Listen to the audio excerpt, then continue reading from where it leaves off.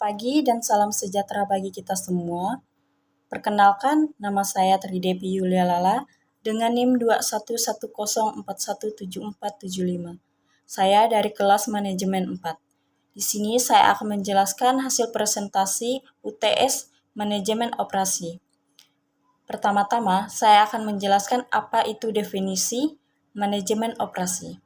Manajemen operasi ada 3. Yang pertama, manajemen operasi dapat diartikan sebagai serangkaian kegiatan atau aktivitas yang menciptakan nilai produk, baik berupa barang maupun jasa, melalui proses transformasi input menjadi output.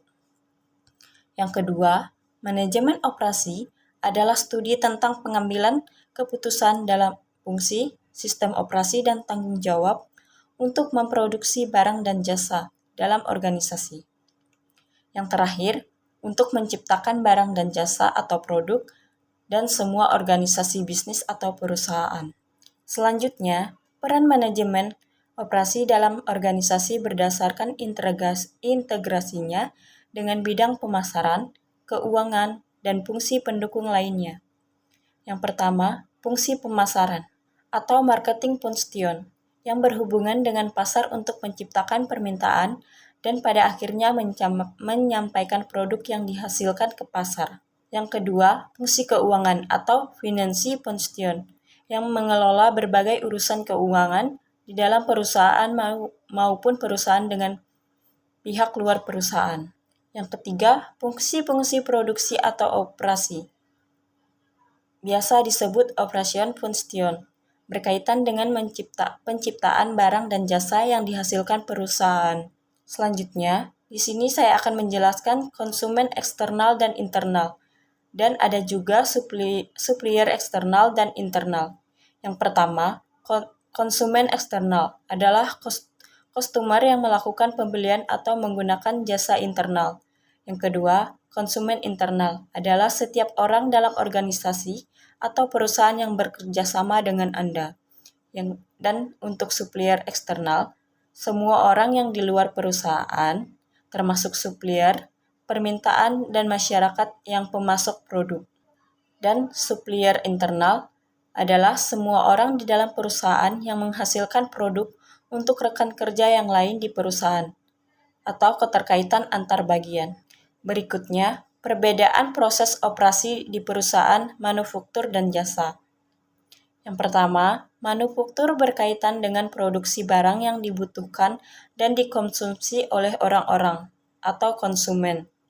Yang kedua, kalau jasa atau layanan mengacu pada industri yang tidak menghasilkan barang, tetapi memberi pelayanan bagi orang-orang atau masyarakat seperti layanan kesehatan, layanan transportasi, layanan perbankan, dan lain sebagainya. Selanjutnya, ada pula definisi, tujuan, dan contoh proyek dalam dunia bisnis. Manajemen mempunyai pengertian yang berbeda-beda, tergantung dari latar belakang dan pengalaman seseorang atau pakar di bidang manajemen. Contohnya, ada yang mendefinisikan sebagai ilmu dan seni, profesi, sistem, dan proses, serta sebagian suatu fungsi dan kelompok atau kumpulan orang untuk mencapai tujuan atau sasaran tertentu. Tujuannya ialah, yang pertama, menyelesaikan tepat waktu, yang kedua, mengelola risiko, yang ketiga, mengelola tim, yang keempat, membuat perencanaan yang tepat, dan yang kelima, menjaga anggaran. Dan untuk definisi, tujuan, dan contoh proyek dalam kehidupan sehari-hari. Yang pertama, membantu kita membuat strategi yang lebih baik dengan menggunakan sistematika, logis, rasional, dan pilihan strategis. Yang kedua, merupakan sebuah proses bukan keputusan atau dokumen. Tujuan utama dari proses adalah mencapai pengertian dan komitmen dari apa yang kita rencanakan. Yang ketiga, proses yang kita lakukan menyediakan pemberdayaan individual. Yang keempat, meningkatkan kesadaran kita akan ancaman eksternal sehingga kita bisa terbiasa mempersiapkan rencana lain atas kejadian yang tidak diinginkan dari faktor luar. Yang kelima, kita dapat mengetahui dengan baik mengenai strategis pesaing sehingga kita akan lebih mudah menghadapinya. Yang keenam, mendorong pemikiran ke masa depan, sebab dengan mempelajari manajemen, kita telah belajar menganalisis rencana dan mendorong terciptanya sikap positif dan perbuatan dalam diri kita. Berikutnya, ada pula hubungan antara kualitas, waktu, dan biaya dalam pelaksanaan sebuah proyek.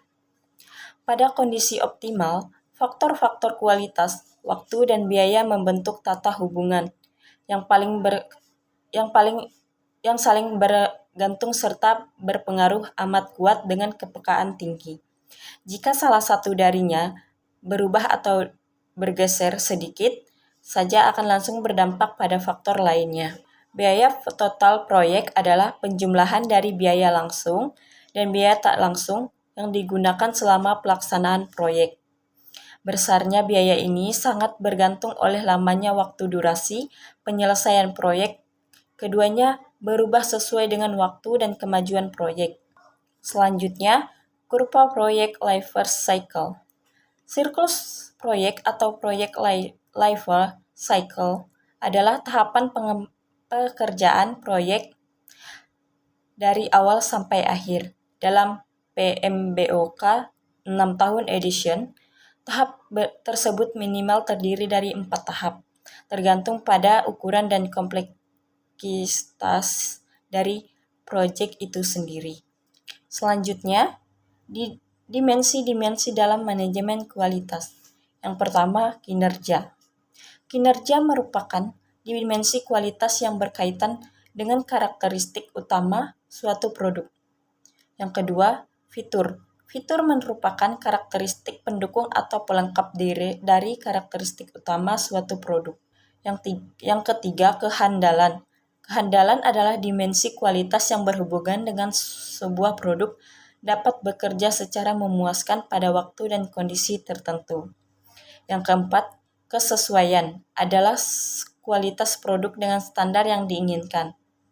Kelima, ketahanan. Durability ini berkaitan dengan ketahanan suatu produk hingga harus diganti. Yang keenam, serviceability adalah kemudahan layanan atau perbaikan jika dibutuhkan. Yang ketujuh, estetik atau keindahan. Estetik adalah dimensi kualitas berkaitan dengan tampilan, bunyi, rasa, maupun bau suatu produk. Yang terakhir, perceived quality atau kesan kualitas. Perceived quality adalah kesan kualitas suatu produk yang dirasakan oleh konsumen. Sebelumnya, saya akhiri presentasi pada pagi hari ini. Saya ingin mengingatkan kembali kepada hadirin untuk tetap saling menjaga kesehatan serta melakukan protokol kesehatan yang telah ditetapkan oleh pemerintah. Dengan begitu, semoga kita selalu diberikan kesehatan selalu oleh Tuhan Yang Maha Esa. Mohon maaf jika ada kesalahan dan kekurangan dalam presentasi saya. Atas perhatiannya, saya ucapkan banyak terima kasih.